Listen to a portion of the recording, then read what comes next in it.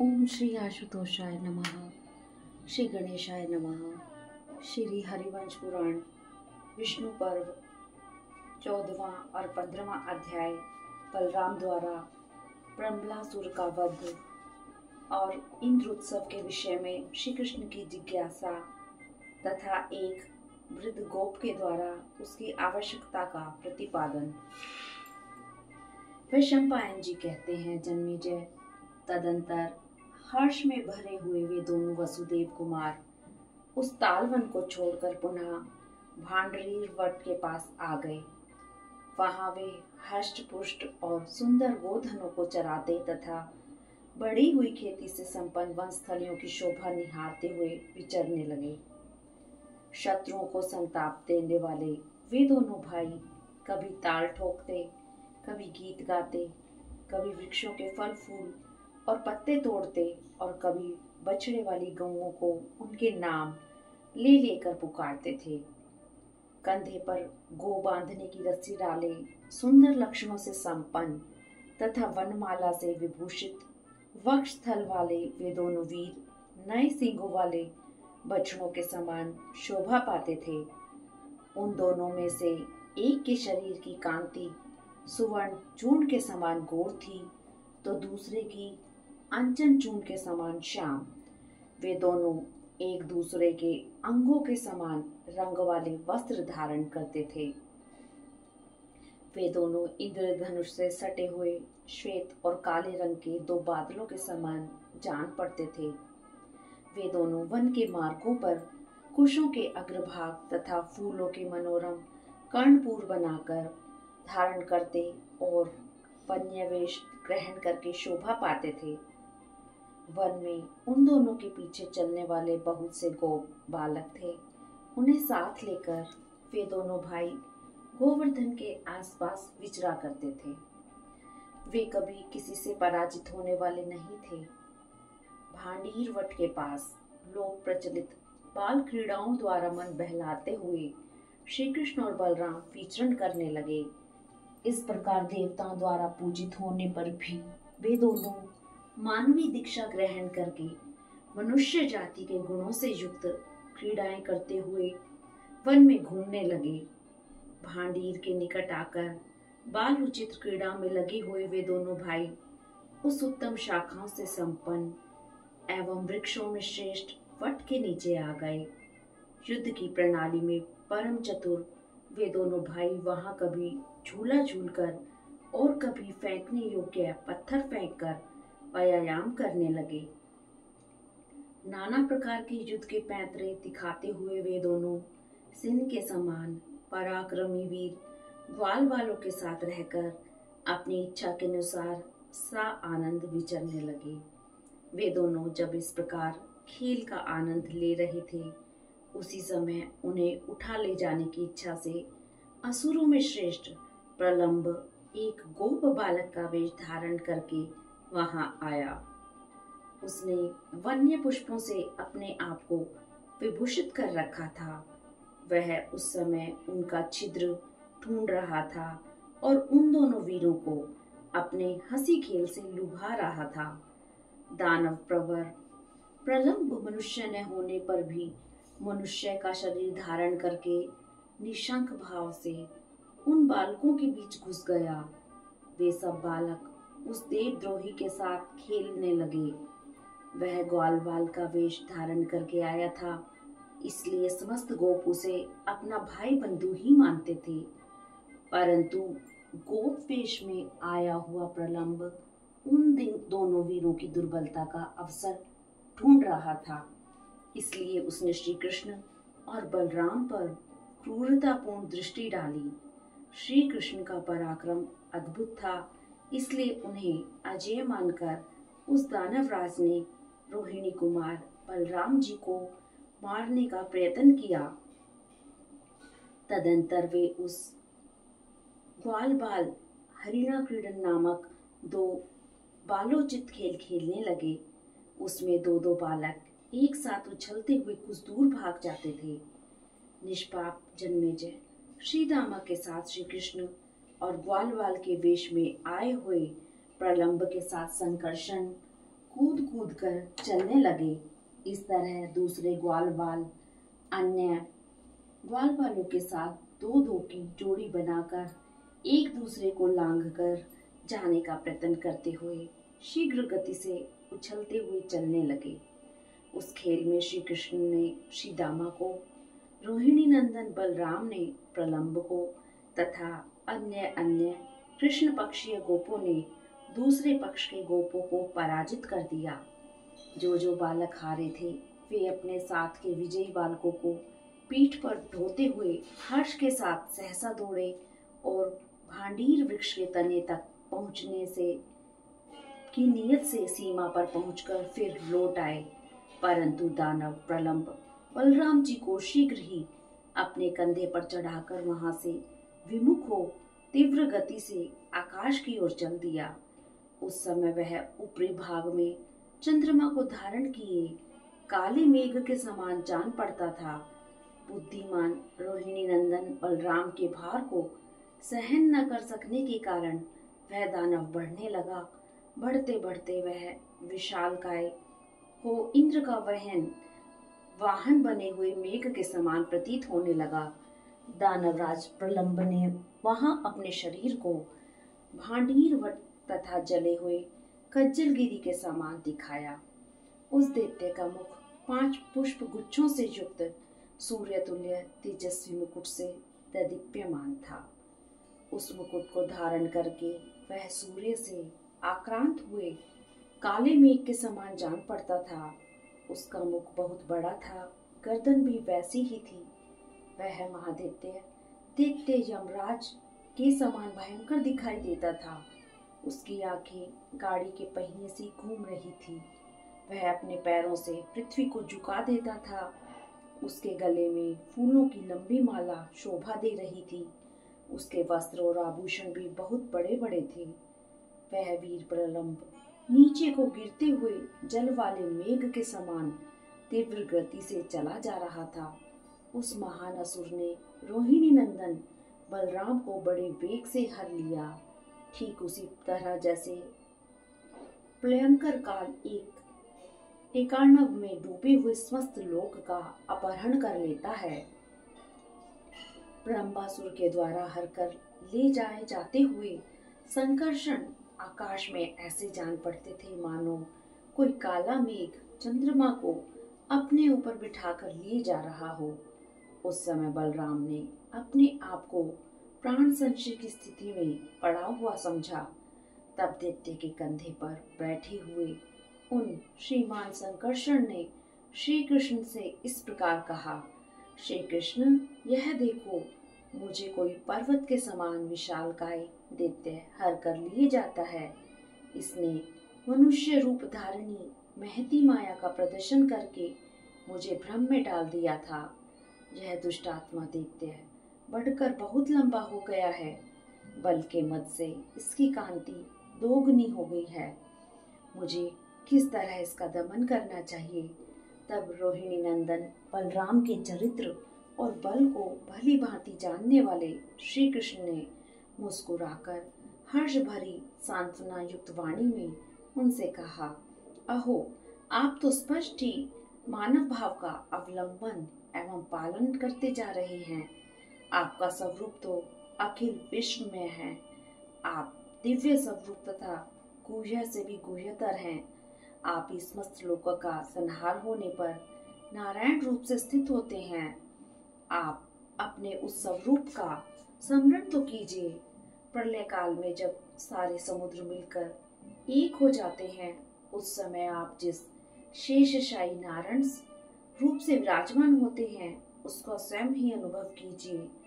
पुरातन देवता, ब्रह्मा, जल तथा अपने चरित्र और प्रभाव, इन सब का आदि कारण तथा जो आपका शाश्वत स्वरूप है, उसका स्मरण कीजिए।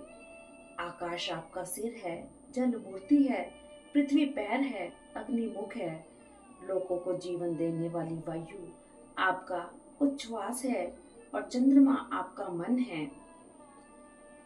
आपके सहस्त्रों मुख, सहस्त्रों शरीर, सहस्त्रों हाथ पैर और सहस्त्रों नेत्र हैं। आपकी नाभि से सहस्त्रों कमल प्रकट हो चुके हैं। आप सहस्त्र किरणों वाले सूर्य को चक्र रूप से धारण करके शत्रुओं का संहार करते हैं। आपने पूर्व काल में जो कुछ दिखाया है, संसार में उसी को देवता लोग देखते हैं। आपने पहले जिसकी चर्चा नहीं की है, उसका अनुसंधान कौन कर सकता है? जगत में जो कुछ जानने योग्य है, उसका आपने प्रतिपादन कर दिया है। एकमात्र आपको जो तत्व ज्ञाता है, उसे देवता भी नहीं जानते। आपका जो सहज आकाश में भी व्यापक एवं स्वयंभू रूप है, उस विशुद्ध सनातन एवं निर्गुण निराकार रूप को देवता भी देख या समझ नहीं पाते हैं। भक्तों पर अनुग्रह करने के लिए आप जो सगुण साकार रूप से अवतार ग्रहण करते हैं, उसी की देवता लोग पूजा एवं आराधना करते हैं। देवताओं ने भी आपका अंत नहीं देखा है, इसलिए आप अनंत माने गए हैं। आप ही सूक्ष्म, महान और एक हैं। सूक्ष्म बुद्धि, इंद्रिय आदि के द्वारा भी आपको जानना या पाना अत्यंत कठिन है। आप ही इस जगत के आधार स्तंभ हैं। आप पर प्रतिष्ठित होकर भी यह सनातन पृथ्वी अविचल भाव से संपूर्ण जगत को धारण करती है और समस्त प्राणियों की उत्पत्ति का स्थान बनती है। चारों समुद्र आपके स्वरूप हैं। आप चारों वर्णों के विभाग को जानने वाले हैं। चारों युगों में लोगों के चातुर्होत्र यज्ञ का जो फल है, उसका उपभोग करने वाले भी आप ही हैं। जैसे मैं समस्त लोगों का अंतर्यामी आत्मा हूँ, वैसे ही आप भी हैं। यही मेरा मत है। हम दोनों ही एक शरीर वाले हैं, केवल जगत के हित के लिए दो रूपों में प्रकट हुए हैं। मैं सनातन विष्णु हूँ और आप पुरातन शेष हैं। तीनों लोकों के सनातन देवता तथा सनातन शेष आप ही हैं। आपका चिन्मय शरीर मात्र ही इस जड़ चेतन में विविध जगत को धारण करता है। जो मैं हूँ वह आप ही हैं। जो आप हैं वह सनातन पुरुष मैं ही हूँ। हम दोनों की एक आत्मा है, किंतु इस समय दो महाबली स्वरूपों में प्रकट हुए हैं। देव, आप किम कर्तव्य विमूढ़ की भांति क्यों चुपचाप बैठे हैं? बलपूर्वक इस दानव को मार डालिए। अपने वज्र तुल्य मुक्के से इस देवद्रोही के मस्तक पर प्रहार कीजिए। विशंपायन जी कहते हैं, जन्मेजय, भगवान विष्णु ने जब इस प्रकार पुरातन रहस्य का स्मरण दिलाया, तब रोहिणी नंदन बलराम त्रिलोकी के भीतर व्याप्त हुए अनंत बल से परिपूर्ण हो गए। तब उन महाबाहु वीर ने दुराचारी प्रलंबासुर के मस्तक पर अपनी बंधी हुई वज्रतुल्य मुष्टिका से प्रहार किया।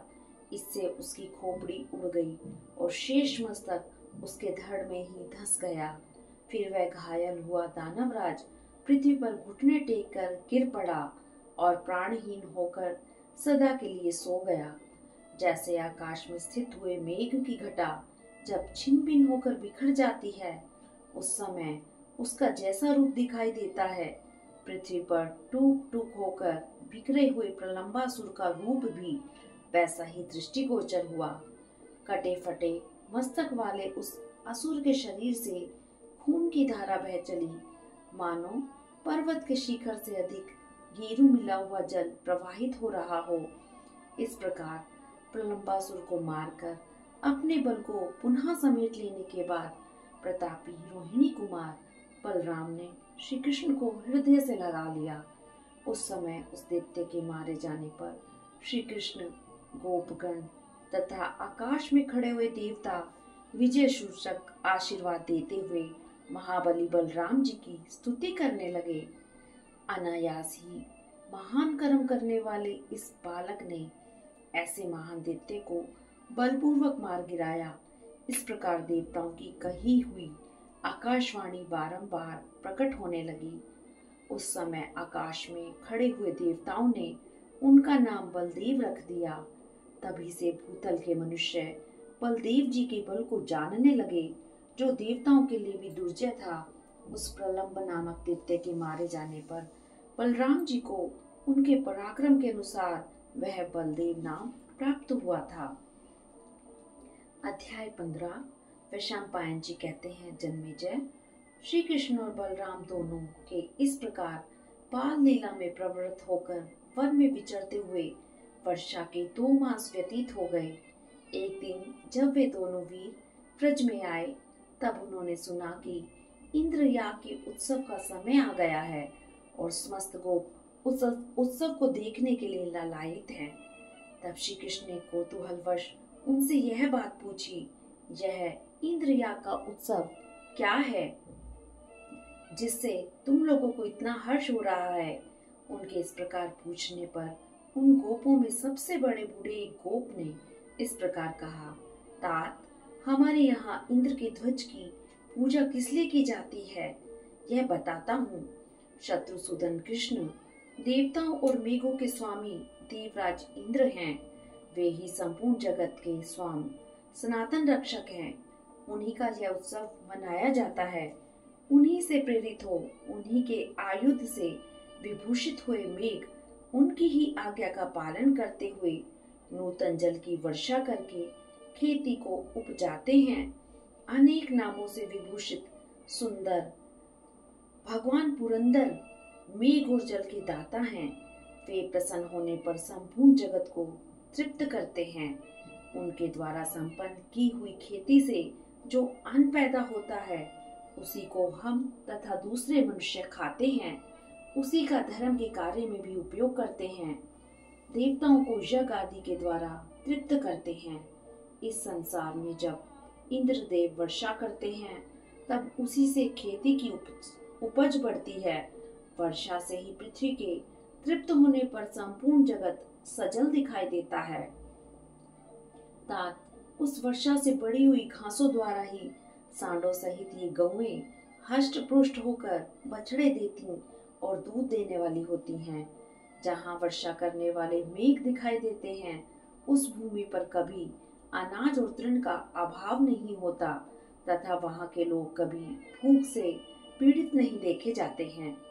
सूर्य देव की दिव्य किरणें पृथ्वी का जल सोखकर पयस्विनी गो अथवा जलवती हो जाती हैं। तब इंद्रदेव उनका दोहन करते हैं। उनके दोहन करने पर वे किरणमयी गौएं नूतन एवं पवित्र जल रूपी दूध प्रकट करती हैं, जिसे मेघों के घटा रूप दुग्ध पात्र से संचित किया जाता है। वही वायु से प्रेरित होकर वेग से आवर्तित होने पर मेघों के भीतर अत्यंत गंभीर शब्द उत्पन्न करता है, जिसे लोग समझते हैं कि मेघ गर्जना कर रहा है। वायु युक्त मेघों द्वारा ढोई जाती हुई उस जल राशि का पर्वत भेदी शब्द ही व्रज एवं बिजली की गड़गड़ाहट के समान सुनाई देता है। जैसे राजा अपने सेवकों से काम लेता है, उसी प्रकार देवराज इंद्र आकाश में फैले हुए तथा इच्छानुसार सर्वत्र जा सकने वाले बहुत संख्यक मेघों द्वारा व्रज की गड़गड़ाहट की आवाज के साथ उस जल को इस भूतल पर बरसाते हैं। कहीं वे मेघ दुर्दिन से होकर सारे आकाश में छा जाते हैं, कहीं फटे हुए बादलों के रूप में दिखाई देते हैं, कहीं खान से काट कर निकाले गए कोयले के समान काले होते हैं और कहीं जल की छोटी छोटी बूंदें बरसाते रहते हैं। इस तरह विभिन्न प्रकार के बादलों द्वारा देवराज इंद्र आकाश एवं विश्व को अलंकृत सा करते रहते हैं। कहीं कहीं तो बादल पानी बरसाकर आकाश को जल बिंदु रूपी मोतियों से प्रकाशित कर देता है। इस प्रकार पर्जन्य देव इस पृथ्वी के जल को सूर्य की किरणों द्वारा खींचकर संपूर्ण प्राणियों की वृद्धि के लिए उसे मेघों द्वारा भूतल पर बरसा देते हैं। श्री कृष्ण, इसलिए यह वर्षा ऋतु भूतल पर इंद्रदेव की पूजा का समय है। अतएव समस्त राजा वर्षा ऋतु में बड़ी प्रसन्नता के साथ नाना प्रकार के उत्सवों द्वारा देवराज की पूजा करते हैं। हम तथा दूसरे मनुष्य भी ऐसा ही करते हैं। इस प्रकार श्री महाभारत के खिलबाग हरिवंश के अंतर्गत विष्णु पर्व में श्री कृष्ण की